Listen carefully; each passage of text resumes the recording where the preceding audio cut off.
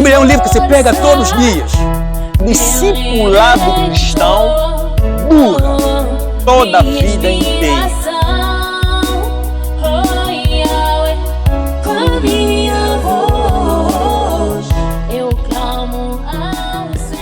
E por se multiplicar a iniquidade, o amor se esfriará de quase todos. Aquele, porém, que perseverar até o fim, esse será salvo. E será pregado este evangelho do reino por todo o mundo, para testemunho a todas as nações, então virá o fim. Amém? Pode se assentar, por favor.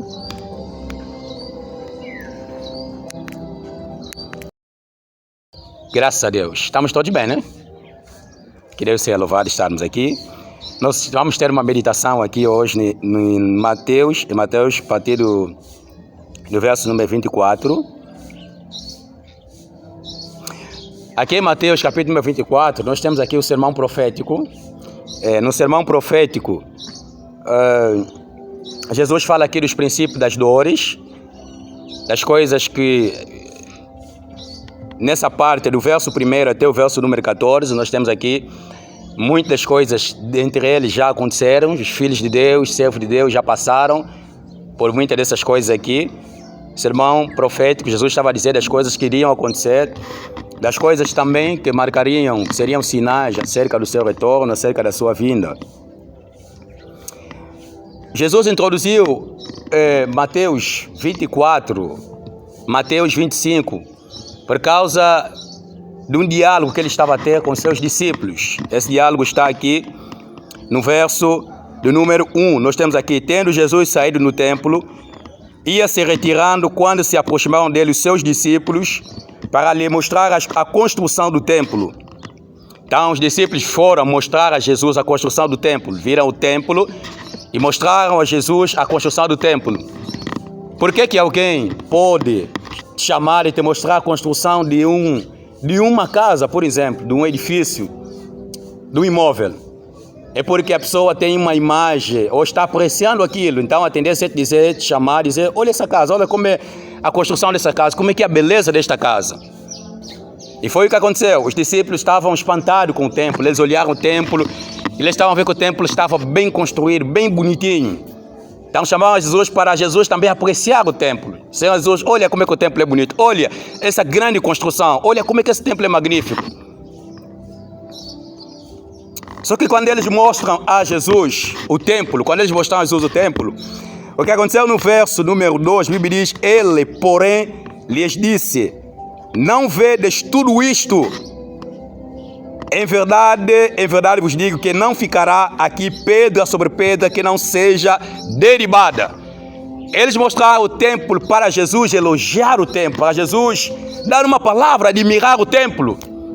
Jesus lhe disse que esse templo um dia será destruído. Quando Jesus diz: não ficará pedra sobre pedra, porque pedra sobre pedra nos dá a entender que é construção. Porque naquela altura ali as construções eram feitas de pedra. Pedra sobre pedra é edificação, é edifício, é casa. Jesus diz para eles: não ficará aqui pedra sobre pedra que não será derrubada. Jesus diz que esse templo que vocês estão a admirar, essa beleza toda, essa estrutura toda, isso que vocês estão aqui a admirar, vai ser destruído um dia. Enquanto eles esperavam que Jesus elogiasse o templo, Jesus falou da destruição do templo. Então o que acontece no verso número 3? A Bíblia diz: no Monte das Oliveiras, achava-se Jesus assentado quando se aproximaram dele os seus discípulos. Em particular, lhe pediram: dize-nos quando sucederão estas coisas. Quando sucederão essas coisas? Essa pergunta que os discípulos fazem a Jesus é em função daquilo que Jesus tinha dito antes. Quando eles mostraram o templo para Jesus, Jesus disse que haverá destruição. O templo seria destruído um dia.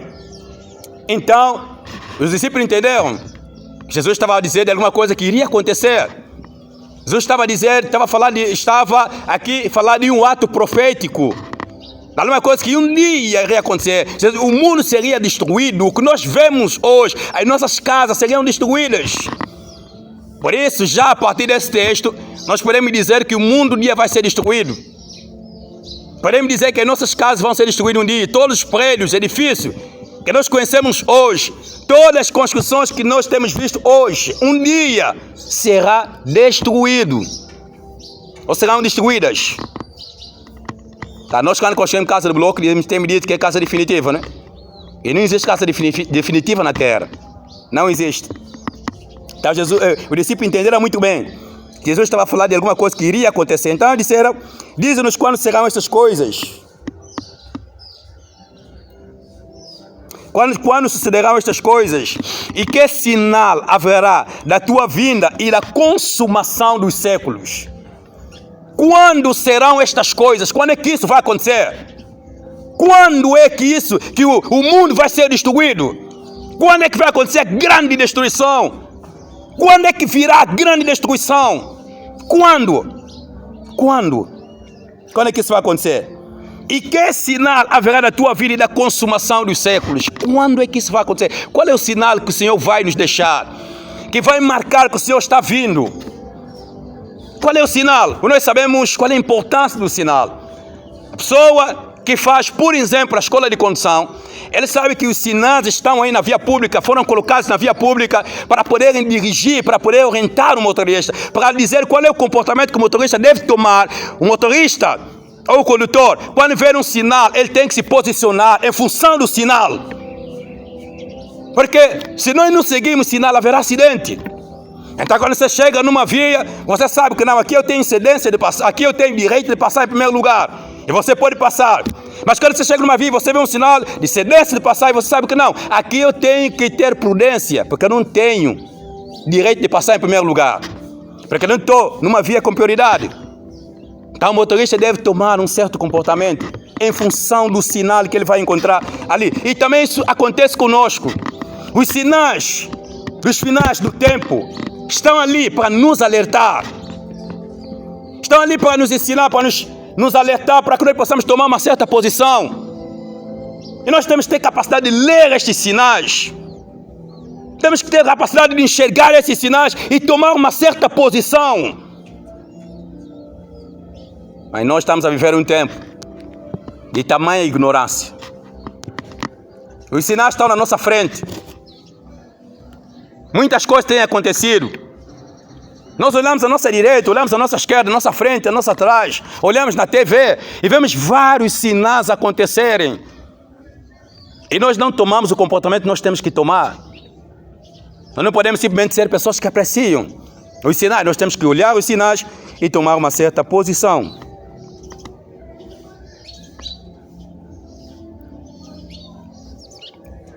Eu vou ter que saltar porque é muita coisa, não posso falar de tudo assim. Nós temos aqui no verso número 9, Jesus diz aqui aos seus discípulos: sereis atribulados e vos matarão. Isso também é um dos sinais que vai acontecer. Haverá uma certa tribulação, no sentido de uma certa perseguição. Mas essa perseguição vai ser contra os verdadeiros discípulos de Jesus. Aqueles que são verdadeiros discípulos de Jesus passarão um momento de perseguição. E essa perseguição, nós sabemos o que vai causar essa perseguição. O que vai causar esse momento de perseguição? É a pregação do Evangelho. Como eles vão odiar a pregação do Evangelho, eles vão perseguir os discípulos de Jesus. E também os discípulos de Jesus serão perseguidos. Por quê? Porque eles odiarão o próprio Jesus, vão odiar o próprio Jesus. E essa perseguição já aconteceu há muito tempo. Há um tempo atrás, os discípulos foram extremamente perseguidos. E antes do retorno de Jesus, nós cremos que ainda vai acontecer uma grande perseguição. E nós precisamos estar preparados. Nós sabemos que muitos servos de Deus já sofreram e sofreram bastante. E até hoje existe uma certa perseguição. Nós aqui quase nos sentimos uma grande perseguição, mas outros países existe perseguição. Tem países onde envenenam servos de Deus. Por causa da verdade. E também hoje nós somos muito estratégicos em evitar a perseguição. Nós somos muito estratégicos, nós usamos a nossa estratégia humana de modo a evitar a perseguição. E é impossível ser um grande pregador do Evangelho e evitar a perseguição. Nós estamos assim, não estamos a sofrer tanto, porque nós estamos mornos. O nosso cristianismo está diluído. Você entende o que é diluir, né? Sabe o que é diluir? Diluir significa diminuir a porção de alguma coisa. Não é tirar tudo, mas diminuir a porção de alguma coisa. Diluir é isso. É quando você faz o chá, né? Faz o chá, você coloca açúcar e você sente que aquilo está muito doce, você acrescenta água ou você acrescenta mais chá. E o açúcar, o nível de açúcar reduz. Isso é diluir. E nós estamos num tempo, parece que o nosso cristianismo está diluído. Nós não queremos um cristianismo autêntico, porque nós temos consciência que esse cristianismo autêntico traz perseguição e sofrimento. Nós não queremos cristianismo desafiador. Nós fazemos nossa festa, nós como cristãos fazemos nossas festas. Imagina uma festa de cristão, uma festa de casamento de cristão, mas é uma festa mundana. Mas é festa do cristão, mas é festa mundana. O cristão está casado, mas é mundano. Espera um momento para o pastor estar lá, depois do pastor, e agora a hora de cristão acabou, agora é a hora de mundano. Nós fazemos isso, nós aceitamos tudo isso, porque nós não aceitamos, nós não queremos sofrer. Por que não mudamos a ideia? Começamos a fazer nossa festa, digamos, começamos a fazer nossa festa num quintal ou numa igreja, ou digamos, num espaço ali, na igreja, no templo. Fazemos ali uma festa, organizamento nós irmãos. Comemos ali, quem vai meter ali essas músicas ali? Dançamos, mexemos. Se vir uma pessoa mundana, não vai ter como levar lá cerveja. Daí vocês estão me olhando, líder, isso é impossível, isso é impossível. Não está mesmo assim.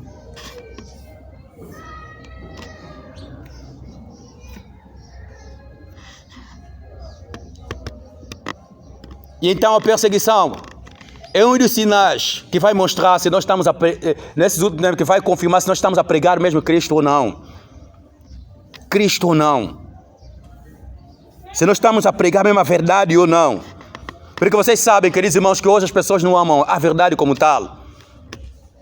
Não amam a verdade como tal. É só ver como é que as 6 igrejas que deviam pregar a verdade não se pregam mais a verdade como tal. E nós não podemos evitar a perseguição. Nós medimos as consequências, sentimos que vamos sentir uma grande dor no nosso corpo, vamos sentir uma grande dor durante a nossa caminhada, e então nós evitamos. Mas a Bíblia diz, então sereis atribulados e vos matarão. Sereis odiados de todas as nações por causa do meu nome. Sereis odiado por causa do nome de Jesus. Nós não seremos odiados por causa de nós. A causa será o nome de Jesus. O nome de Jesus.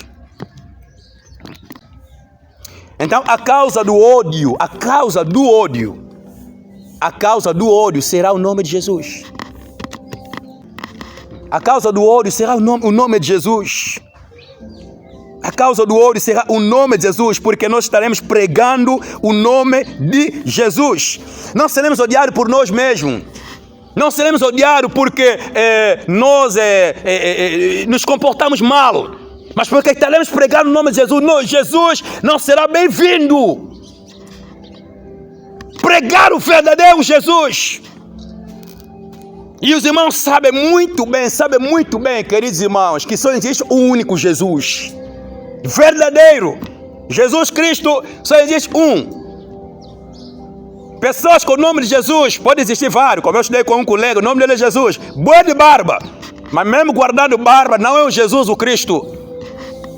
Há uma versão bíblica que mostra que Barabás era também Jesus, tinha o nome de Jesus, está vendo o Barabás? Barabás, colocaram aqui Barabás, aqui Jesus. Há uma versão que me diz mesmo lá, Jesus Barabás. Quando o Pilato diz, a quem vocês querem que seja crucificado? Jesus Barabás ou Jesus o chamado Cristo. Normalmente na nossa versão vem assim, Barabás ou Jesus o chamado Cristo. Quer dizer, quando Pilato diz aí o chamado Cristo, ele estava a diferenciar os dois Jesus. Essa é mais ou menos a ideia. Então Jesus o Cristo, só existe um. Jesus o Salvador é só existe um único Jesus. E não é esse Jesus que está sendo pregado em todos os lugares.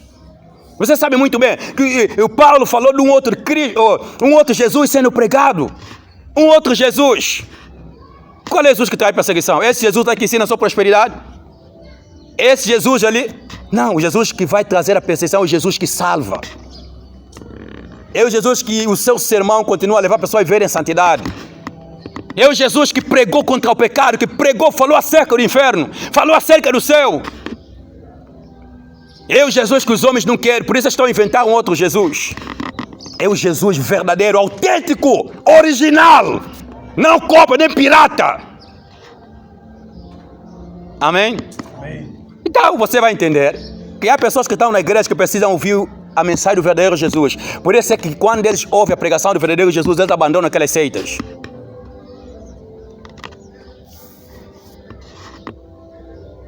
Vos matarão, sereis odiados por causa do meu nome. Irmão, nós temos que estar preparados para morrer por causa de Jesus. Nós, os cristãos de hoje, gostamos muito de viver. Nós gostamos de viver, nós gostamos da vida. Irmão, você gosta de viver, você está me olhando, você gosta de viver.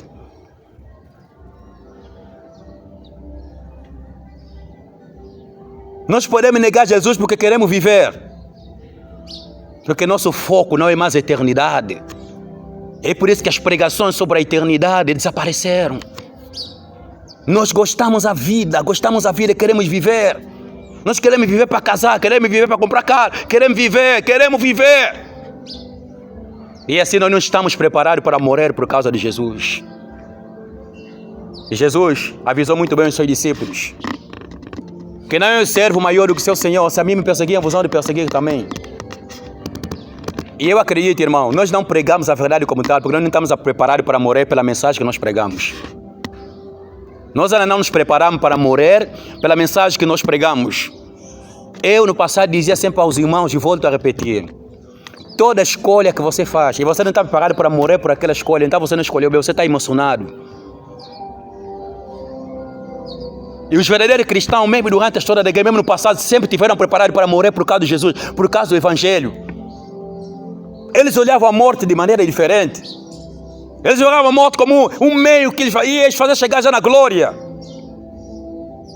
Entre viver e negar Jesus e aceitar a morte e estar com Jesus, eles escolheram a morte. Mas como é que nós enxergamos toda essa nuvem de testemunha que nós temos? Como é que nós enxergamos isso? Você consegue ver um falso profeta desafiar as autoridades, mas nós que temos a verdade não conseguimos fazer, não conseguimos pregar a verdade, porque nós não queremos morrer. Não queremos morrer. Vocês acham que quando Estevão pregou, Estevão não sabia que do jeito que ele estava a pregar iria morrer? Ele já estava consciente. Por isso ele fortaleceu mais a pregação. Vocês mataram Jesus. Todos se levantaram. Pedra! Mesmo assim, Senhor, perdoa-lhes porque não sabem o que eles estão a fazer. Pessoas que desafiaram a morte. Essas pessoas amaram Jesus com tudo. Eles amaram Jesus com tudo, com tudo que tinham. E assim, nem mesmo a perseguição poderia parar a pregação do Evangelho. Nem mesmo, o que trouxe a frieza no cristianismo não foi a perseguição, foi paz, tranquilidade. Por isso que Deus nós temos que desejar às vezes perseguição, irmão.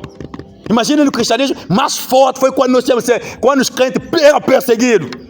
Porque se começar a perseguição hoje, todos vocês emocionados vão ir no mundo. Todos vocês querem se desviar sem mesmo perseguição, querem pecar sem mesmo ninguém te colocar com a pistola, vão no mundo. Vão perseverar aqueles que são verdadeiros. E todo aquele que decidir entregar sua vida a Jesus será mesmo um verdadeiro salvo em Cristo. Porque ele saberá que agora que eu começar a seguir Jesus, logo que eu entregar minha vida a Cristo, eu posso morrer por isso. Não será brincadeira. O cristianismo no passado era encarado como algo assim, uma questão de vida ou morte. Se eu já sou cristão, então tem que estar parado, a qualquer momento vão me matar. E todos aqueles que se convertiam a Cristo sabiam disso. Eram uma espécie de kamikaze. Pessoas que eram preparadas para morrer. Não tinham medo da morte.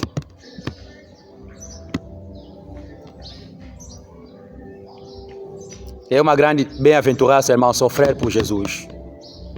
É uma grande bem-aventurança morrer por Jesus. É uma grande bem-aventurança saber que eu estou sendo perseguido porque eu preguei a verdade. Porque eu preguei a verdade. Verso número 10. Nesse tempo, muitos hão de se escandalizar trair e odiar uns aos outros. A outra coisa que vai acontecer é que haverá muito escândalo. Escândalo de maneira extrema. Haverá muitos que será o motivo de um grande escândalo. E hoje, queridos irmãos, nós temos visto muito escândalo no seio dos cristãos, no seio da igreja. Escândalo acima de escândalo. Principalmente quando falamos de questões voltadas à sexualidade. Queridos irmãos, nós temos que ter muito cuidado quando o assunto é sexualidade. Se uma pessoa diz ser cristão e não consegue dominar a sexualidade, irmão, você tem que se considerar pior se você é um pregador do evangelho. E a sexualidade, o irmão ainda não tem um certo controle, um certo domínio. Olha, sabe o que ele tem que fazer? É ficar ainda num canto, orar a Deus para que Deus te dê graça. Porque sabe o que vai acontecer? Se você começar a subir, começar a ser muito conhecido, vai chegar um lá na altura, se você não mudar, vai cometer um escândalo terrível. Nós conhecemos, hoje temos ouvido pastor que engravida um menino na igreja, mas não tira a gravidez. Pastor que usa a mulher de pessoa, alguém casado, mas usou a mulher. E eu acredito que nós precisamos viver o arrependimento. E eu na quarta-feira eu estava falando, quando falamos aqui do pecado, como é que é o pecado? Quando falamos do perdão, isso, eu disse o seguinte aos irmãos, está vendo quando você começa a confessar um pecado? Confessaste hoje, confessaste amanhã, confessaste depois da manhã. E você vê que está sempre a cair no mesmo pecado. Confessaste, caíste, você tem que parar de confessar esse pecado. Sabe o que vai acontecer? Porque senão, eu vou seguir a sequência, não diga já que está errado. Tem que ainda seguir o sentido, é? Porque senão, o que vai acontecer? Você vai começar a desacreditar na tua oração. Vai chegar uma altura que você mesmo vai conversar, mas você mesmo não tem mais a certeza da conversão que você está fazendo. Sabe o que você deve fazer? Nesse momento você tem que orar para que Deus te leve a um verdadeiro arrependimento. Deus, leva-me ao arrependimento. Porque para confessar o pecado, você tem que estar verdadeiramente arrependido. E se você começar todo dia, confessar que fizeste mais, confessar, você mesmo vai começar a dizer, estou a confessar, você não vai ter mais certeza na tua oração. Então você diz, Senhor, para de confessar, diga, Deus, eu quero me arrepender, Senhor. Leva-me ao arrependimento, eu não consigo, Deus. Leva-me ao arrependimento, Senhor, leva-me ao arrependimento, Pai, leva-me, toca o meu coração. E quando você sentir que Deus vai te levar a um momento de agonia profunda, aí você pode dizer, Senhor, tem misericórdia de mim, me perdoa, Senhor. Ali sim. Porque nós temos irmãos que não estão mais acreditando na oração dele, porque ele confessou, fez de novo, confessou. Você não está se arrependendo de maneira profunda. E é próprio que você não acredite mais em ti mesmo, porque se você confessou 10 vezes, fizeste a mesma coisa, você vai pensar que logo que você confessar, então você precisa de arrependimento verdadeiro. E que Deus nos ajude a entender isso. Então nós estamos aí em um momento de escândalo. O conselho é qual? É nós nos preparar para casar. Se você tiver como casar, irmão, casa para evitar outras coisas. Nós aqui fomos muito preparados, não conseguimos nos preparar sério para casar. Que nós não sabemos nem economizar, dinheiro. Você quando tiver 18 anos, se você já conta, começar 5 mil na conta, 5 mil, já teria mesmo já dinheiro. Nós não sabemos comer, Cudia. Sabe, nós mesmo trabalhar, mas não teve reserva. Tá a trabalhar, trabalha, mas coisa pequena está aí a dever. 10 mil está a dever, mas trabalha. Nós temos problema sério no que tange ao dinheiro. E mesmo nos converter em Cristo Jesus, não sabemos economizar. Então a escola que ela me ajudar também, bênção. Nos ensina sobre boa matéria, nos ensina como guardar dinheiro, porque nós estamos a estudar, para saber também gerir a vida, gerir os negócios, alguma coisa, mas nada, você sai da faculdade, nenhuma mesmo.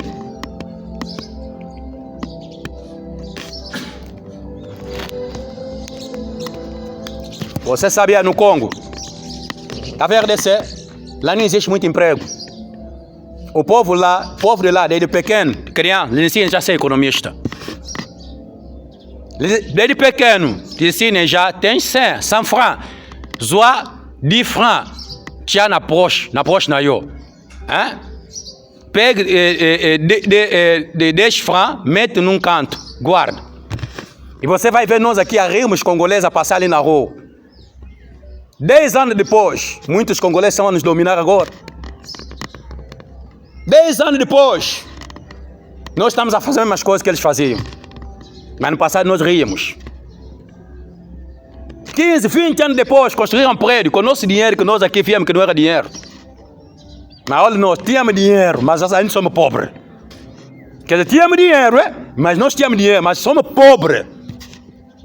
Trabalho é casar. Angolano, quando tem dinheiro, coela! Logo saí do Malongo, lá em Ponta Negra, para ir gastar dinheiro.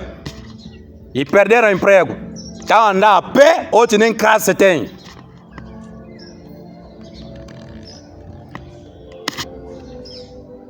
Nós não sabemos economizar, por isso nós temos problema sério. Tem problema sério nós. E nós estamos a cometer muito escândalo. Nós precisamos procurar em Deus maneira certa para nós não cometermos escândalo. E eu sempre aconselho, meus irmãos em Cristo Jesus, questões de sexualidade, eu tenho minhas experiências pessoais. Eu aconselho, quem puder se preparar sério para casar, se prepara. Eu estou a te falar com conhecimento de causa, com conhecimento. Eu não casei até agora, porque o meu líder no passado era só jejum. O pessoal que me instruiu na fé era bom, foi bom, mas não havia nem um pouco de equilíbrio. Jejum, monte, jejum. Você vai conversar com a mulher? Netuma. Eu ameaçava mulheres que gostavam de mim. Sabe, a mulher está gostando, eu ameaçava. Você tem uma menina que eu tinha chamado de azarada, disse, você é azarada por gostar de mim. Aquela menina gostou de mim durante 4 anos, 4! Chorava, chorar. Se você gostar de mim, você é azarada. Aí não tem minha irmã assim, né? Se a irmã tem sentimento por ter azarado. É normal, é próprio da vida. É próprio da vida, nós eles gostaram, mas uma vez ou outra, estavam te gostar, é assim, um dia vai querer. Agora você totalmente, não quer. E o dia que vai querer, já não tem. Todas as irmãs já casaram. Agora vai ver. Você começa agora a entrar no Facebook por conta daí, mas tá tudo bem? Sim. Como é que tá a vida sentimental? Como é que tá a vida sentimental aí, irmã? Sim, já estou casado. Irmã, que Deus abençoe. Acontece. Mesmo nós somos, mas você vê a irmã, tá entrando no Facebook, irmã, como é? Tá tudo bem? Assim, já casaste? Nós temos que nos preparar para casar, meu irmão.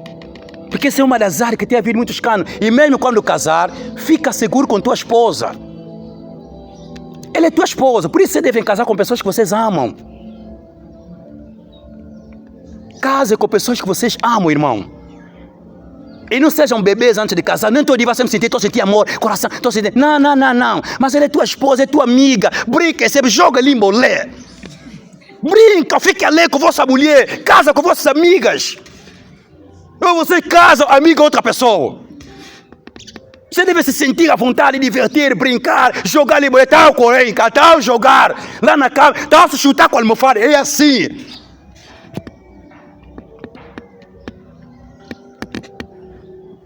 Aí você sorriso. É mesmo assim, irmão. É mesmo assim. Não segue muito aquele casal no cucutu, todo assim. Não. Tem um pastor que disse que nessa questão do casamento, ele procurava uma mulher que fosse amiga dele. Procurava uma mulher cristã, mas uma mulher amiga. Porque já servir a Deus é difícil, nós às vezes ficamos exaustos. Precisamos de alguém que nos faz às vezes rir um bocado. Porque já estamos exaustos aqui, vamos chegar mais lá, mais de outra coisa. Você fica já não sei como. E ele disse que eu e minha mulher somos amigos. Isso é muito bom. Amém? E se você sentir dificuldade quando você casar, já quer extrair tua esposa, lembra-se da palavra de Deus, irmão. Lembra-se. E vocês que não gostar maridos ali, mulheres ali, casados, nós temos que ficar concentrados, tem que dominar, irmão. Gostar, se ter alguma coisa, um sentimento, sentir alguma coisa, não é ainda problema, mas não deixa esse sentimento te consumir. Você pode gostar numa hora assim, gostaste, tá, viste, gostaste, mas não segue o sentimento. Não podemos viver só por sentimento. Nós vamos casar, não sei quantas mulheres, nossos pais são assim, foram assim.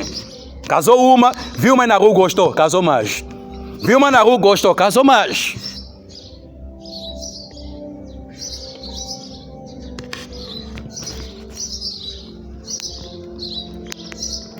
Eu não sei, quando meu falecido pai morreu, no óbito tinha mais de 5 mulheres, mais de 4 mulheres.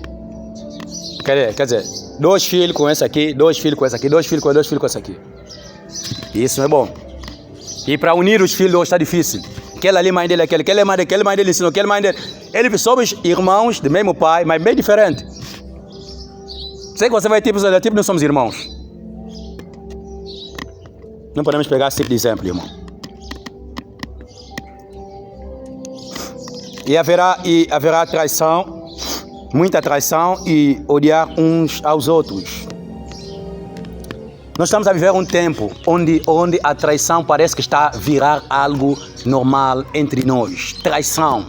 Traição entre irmãos, traição entre amigos, traição na vida sentimental.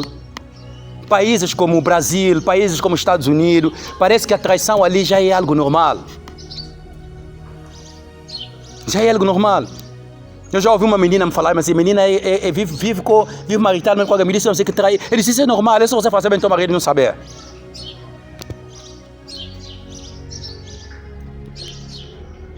E tudo isso nós temos que enxergar, porque são coisas que vão acontecer e já estão a acontecer. Amém? E odiar uns aos outros. A outra coisa é o ódio. Haverá um crescente sentimento de ódio. O ódio será alimentado. Muito alimentado. Muito alimentado. É o que nós estamos a ver acontecer hoje. Acontecer hoje. A multiplicação do ódio. Mas o ódio, queridos, o ódio não faz bem no coração. Uma pessoa com cheio de ódio, não se sente bem. Não se sente bem. Nós não podemos alimentar o ódio. Você pode sentir o ódio, você pode sentir, mas não alimenta isso, porque nós somos chamados a amar. Somos chamados a isso. Não podemos fazer isso, não podemos alimentar o ódio. Amém, irmãos? Amém?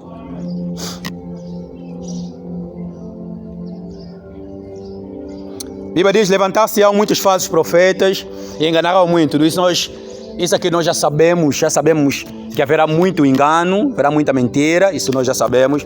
E muitos falsos profetas têm se levantado por ali. Nós já pregamos bastante sobre os falsos profetas e eles continuam a se levantar, sabemos disso.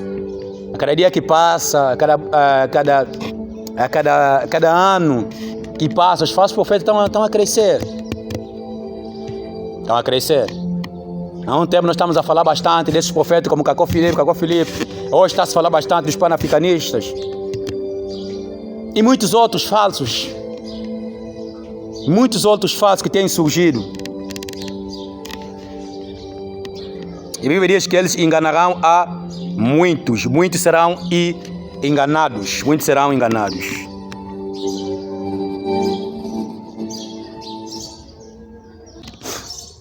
Não? Então muitos serão enganados. Muitos serão enganados por esses falsos profetas. A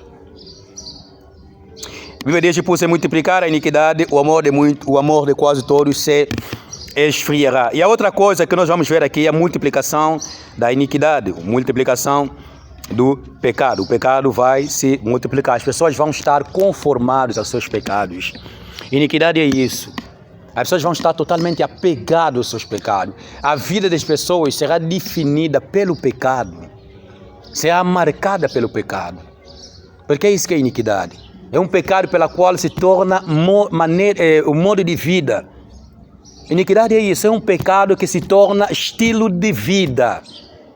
Então significa que o estilo de vida das pessoas será marcado pelo pecado, pela iniquidade.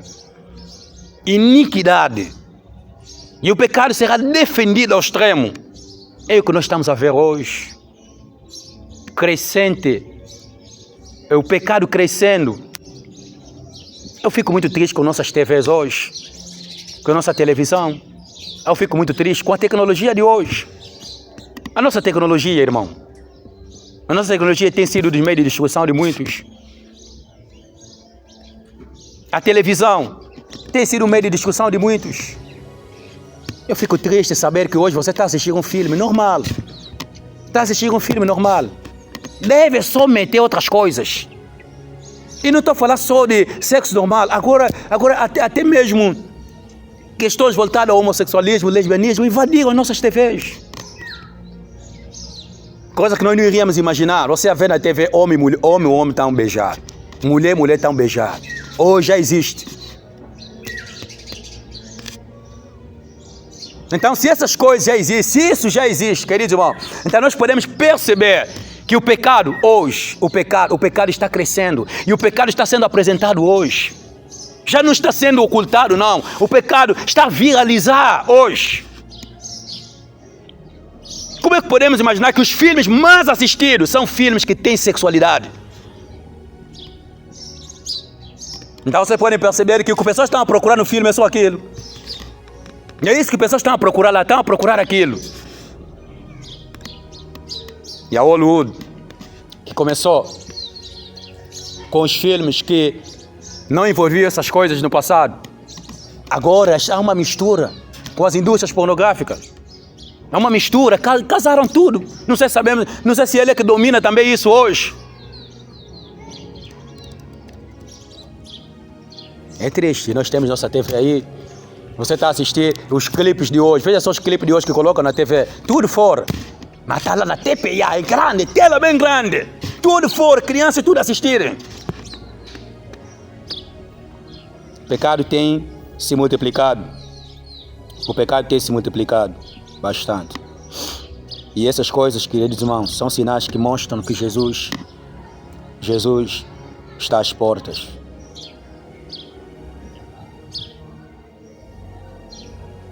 E o amor de quase todos se esfriará. A outra coisa é que haverá frieza do amor. Frieza. O amor se esfriará. E por se multiplicar a iniquidade. Vocês devem saber que a frieza do amor será também resultado da multiplicação do pecado, da iniquidade. Porque se há muita iniquidade, com certeza o amor deve se esfriar. O amor deve se esfriar. Então, o amor não será mais aplaudido. As pessoas vão preferir fazer aquilo que não é amor em relação àquilo que é amor. As pessoas vão preferir ter um comportamento de ódio do que comportamento de amor. Nós temos que nos avaliar sempre. Será que eu estou me comportando como alguém que ama ou estou me comportando como alguém que odeia? Porque uma das grandes marcas do cristianismo é amor. Bolingo. Amor. Os cristãos amaram mesmo pessoas que lhes batiam, que lhes perseguiam, amaram mesmo. Ao ponto de alguns, por olhar a maneira que os cristãos se comportavam diante das perseguições, se convertiam. Há um comentário na história da igreja que há soldados do Império Romano que iam prender os cristãos, chegavam para poder prender os cristãos pregavam sobre amor, pregavam sobre a graça, falavam, e a maneira pela qual eles falavam, os soldados voltavam a ser mesmo a pessoa que eles foram prender. Voltavam a rastejar a espada. Onde é que estão as pessoas que prenderam na olha? Aquelas pessoas são muito diferentes. Aquelas pessoas são muito diferentes, talvez da maneira que eles viviam o amor. Nós não podemos ser pessoas que amam, pessoas que nos amam apenas. Nisso, não teremos nenhuma recompensa nisso. É normal você gostar de alguém que te gosta. É normal nós nos amarmos, nós dois aqui, estamos nos fazer bem. Mas agora, quando vivemos momentos difíceis? Porque mesmo entre nós, pode existir um momento difícil. Não é que você ouviu uma coisa do irmão que você não gostou. Ali vai vir, ódio, amor, escolhe amor. Como cristão, temos que escolher o amor.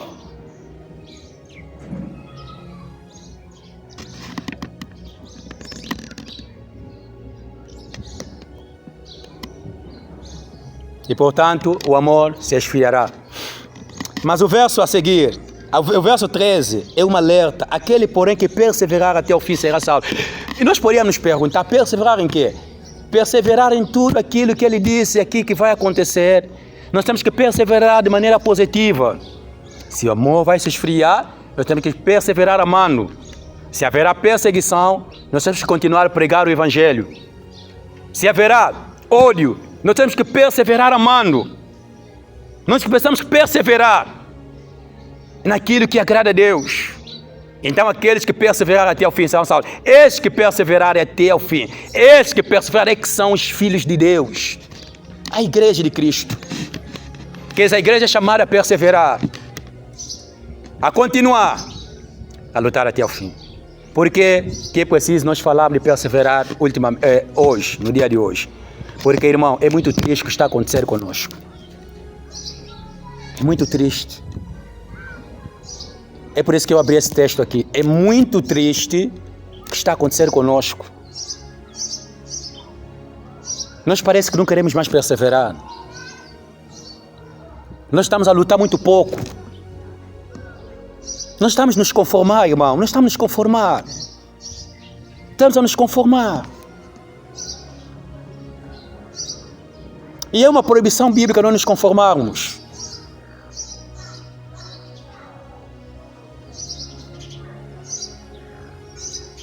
Quando a Bíblia diz aquele que perseverar até o fim será salvo, é porque não será fácil. Quando alguém te olha e diz assim, irmão, persevera. Irmão, persevera, irmão, continua. Persevera, irmão. É porque ele está a dizer que não é fácil, é porque ele está a enxergar que o caminho não é fácil. Ele está a ver o caminho e será difícil. Porque é muito fácil andar, querido irmão, quando as coisas estão fáceis. Mas quando alguém te diz perseverar, ele está a dar a ideia que vai ser difícil. Que vai ser duro. Que haverá um momento que você não vai sentir vontade de orar, mas você tem que orar. Um momento que você não vai sentir vontade de meditar, mas você tem que abrir a Bíblia e meditar. Porque o cristianismo é também perseverar, ou está ligado à perseverança. Ou a nossa salvação também está ligada à perseverança. Podemos dizer que aqueles que não perseverarem nunca foram salvos. Já viu isso? Porque diz aquele que perseverar até o fim será salvo. Então vocês vão perceber que a nossa salvação está ligada também à nossa perseverança. E você está perseverando mesmo, irmão? Como é que está a vida de oração, vida de meditação, santificação? Como é que está, irmão? Como é que está a relação com o pecado? Porque uma das maneiras nós medimos se nós estamos bem com Deus é saber como é que está a nossa relação com o pecado, se estamos mais distantes do pecado ou não. Como é que você consegue chegar ao teu futuro, em função de como você está? Você enxerga mesmo que amanhã, o futuro, você ainda será mesmo, vai estar mesmo bem com Deus. O cristão é daquele que diz assim, não importa o que tiver que acontecer, não importa o que eu tiver que viver amanhã, eu nunca largo o meu Deus. Mesmo se eu casar, o meu marido se desviar, eu nunca vou largar o meu Deus. Mesmo se eu casar e minha mulher se desviar, eu nunca vou largar o meu Deus. Mesmo se todos abandonarem a fé, eu nunca largo o meu Deus. Eu vou lutar até o fim, vou perseverar até o fim. Eu me lembro, irmão, quando eu entreguei minha vida a Cristo lá nos anos 2008, eu voltei em casa, minha tia me disse, você não vai conseguir, você é muito jovem. Você não sabe nada da vida. Teu tio entregou a vida a Jesus, mas se desviou. Olha aquele jovem, começou a abandonar. Eu não conhecia muita palavra, mas eu disse assim, se eles abandonaram, eu vou ser sinal que é possível começar e terminar. E nós temos que chegar ao cristianismo como um desafio. Não está a ver como qualquer coisa. Está a ver quando você diz assim, se eu não estudar, vou reprovar. Você diz também, eu tenho que perseverar. Porque se eu não perseverar, irmão, o que valeu,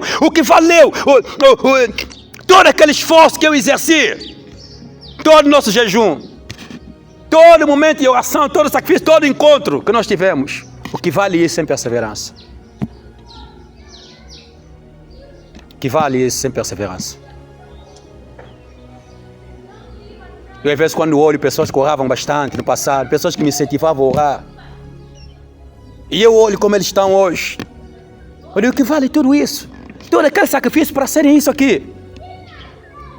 Todo aquele sacrifício, tudo aquilo, para eles serem essas pessoas assim.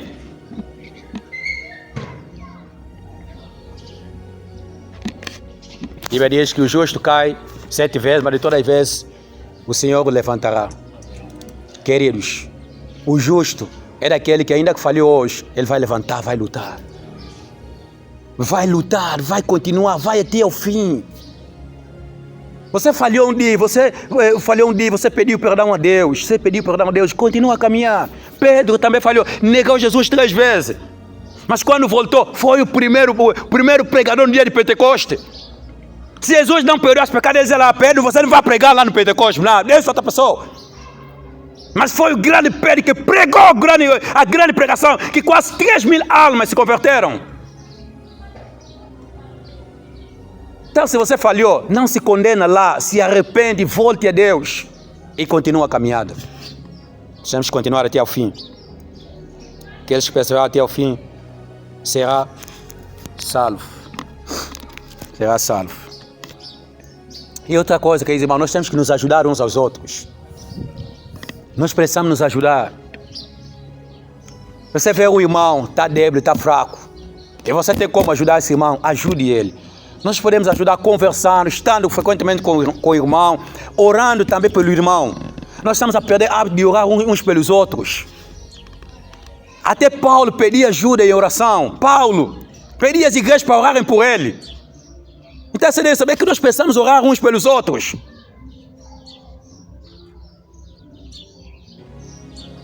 Nós precisamos das vossas orações. E vocês precisam das nossas orações. A igreja caminha assim, a igreja vive assim. Amém. Lá no teu período de oração, não sei se todos os dias precisamos orar por você. Senhor, eu minha vida, Senhor, eu minha vida. Todos os dias, não. Ore pelos irmãos, ore para aquele irmão que você está vendo que está débil. Ore também, não só aquele que está débil, aquele também que você sabe que está bem. Ore para que Deus o dê graça de perseverar até o fim. Amém. Tem que orar. Eu também, desde que eu cheguei aqui nesse bairro, eu oro por todo o bairro. Estou a orar pelo bairro. Deus, desta noite aqui estou a entregar o bairro nas tuas mãos. Senhor, segura este bairro. Se é um bruxo tentar atacar aqui, Senhor, coloca a tua mão neste bairro. Senhor, traga o avivamento neste bairro. E eu confesso para vocês que quando eu vim aqui, eu sentia muita coisa estranha, mas depois de começar a orar, comecei a sentir agora, agora que eu comecei a sentir, porque estou em casa. Amém? Eu faço oração para orar por toda a igreja. Você está dormindo na vossa casa. E eu, Senhor, guarde todas as ovelhas, em qualquer lugar onde ele estiver. Entrego cada ovelha nas tuas mãos. Nessa noite, Deus, entrego todas as ovelhas nas tuas mãos. Que nenhum mal os aconteça em nome de Jesus. Todas as noites tem que fazer isso. Que líder da igreja, imagina um líder da igreja, um líder não ora pelas ovelhas. Então você líder como? Não tem pastor, também nunca orou pelas ovelhas, mas que tipo de pastor é esse? Nós temos que orar sempre, todos os dias, pelas ovelhas, todos os dias, orar pelas ovelhas. Mas Mechaco, você anda a pregar, orar todos os dias pelas ovelhas. Deus está a entregar lá o campo, em nome de Jesus, Senhor, que a tua graça, a tua misericórdia, os conserve, os guarde.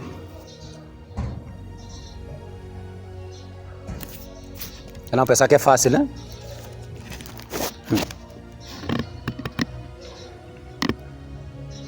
A Bíblia diz que o Evangelho será pregado em todo o mundo, em testemunho a todas as nações virá o fim.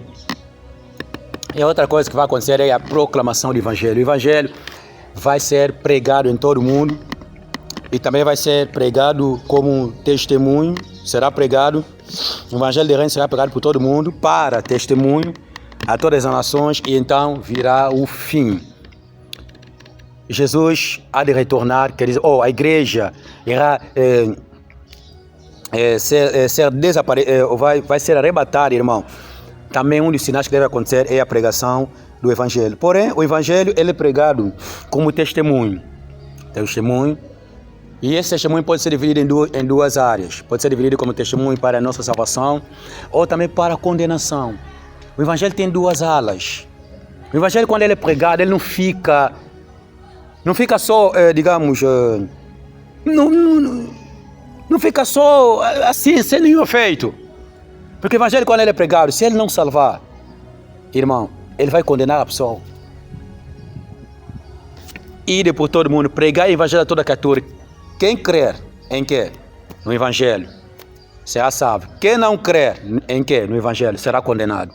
Então o evangelho do ID, que Jesus, o evangelho que Jesus está dizendo aos discípulos, para poder pregar, esse evangelho vai salvar aqueles que crerem e esse evangelho vai condenar aqueles que rejeitarem. O evangelho é o testemunho para a nossa salvação ou para a nossa condenação. E nós temos que pregar o evangelho. Nós estamos a viver um tempo, parece que nós já não temos mais desejo de pregar o evangelho. Eu vou dizer, irmão, tem pessoas que dificilmente saem na rua para poder pregar. Mas o Face está sempre a pregar no Facebook, mas tem outros que não saem na rua para pregar, mas a internet dele também não prega. Na internet, do Facebook, a pessoa conversa, oi, tudo bem? Assim, estou bem. Dormiste bem? Assim, conversa me acabou. Oi, tudo bem? E conversa assim, não, usa esse lugar, porque hoje quase todo mundo está na internet. Quase todo mundo está na internet. Nossa vizinha aqui nunca veio aqui cultuar, manda assistir pregação. Aqui não chegou, mas pregação manda assistir, aniviar. Algumas pessoas vão ser alcançadas hoje através da tecnologia que nós temos. Então use essa tecnologia e pregue o evangelho. Você não tem como chegar em Luanda, envie as pregações. Os homens de Luanda estão lá, estão a ouvir também, estão a aprender, estão a acompanhar. Vossos telefones bonitos, não é só para ter a foto. Selfie, Facebook. Selfie, né? É selfie. Selfie, esse é francês que eu falei. Selfie, Facebook. Não! Há também gravar uma pregação. Amados irmãos, Jesus veio aqui nessa terra para morrer por nós. Nós é que éramos culpados. Jesus sofreu no nosso lugar, pagou o preço dos nossos pecados. Ele pagou nossa dívida diante de Deus. A salvação só está em Cristo, amado. Você tem que se aprender do seu pecado. Na internet, visto. Irmão, eu estou mal. Amém. Use vossos telefones bonitos, irmão. Não é só para enfeitar, mostrar lá na coisa. Comprei grande telefone. Prega nesse telefone. Talvez esse telefone aqui em pedaço. Talvez esse telefone já está ficando em pedaço. O maior trabalho que esse telefone faz é a proclamação do evangelho. Eu hoje não vejo muita necessidade de ter telefone, senão para promover o evangelho. Quer dizer, um telefone quando estraga, irmão, até dá para fazer óbito. Dá para enterrar, meter aqui jaz. Aqui jaz o meu grande telefone, que trabalhou mesmo, que eu o telefone quando estraga não é trabalhar, tá vendo? Eu o telefone quando estraga, usei mesmo bem. Quer dizer, tipo, tá vendo a amortização? O telefone foi bem amortizado. Todo o dinheiro que eu gastei foi bem compensado. Use vosso telefone, irmão. Usem. Hoje, domingo, você vai lá deitar. Mas eu vou fazer uma live hoje. Mete lá, compra um coisa, esse tipo de pau ali. Isso aqui compramos 5 mil. Mete lá, faz o fundo atrás. Tem adobos atrás. Faz o meu fundo ali. Amados irmãos, Jesus te ama. Esse microfone estamos a usar aqui. 14 mil que nós compramos. Manda vir também um. Vocês comprem cabelo, estão todos bonitos, roupa. Temos que usar todos os meios que nós temos para a proclamação do evangelho. Isso, além da tecnologia.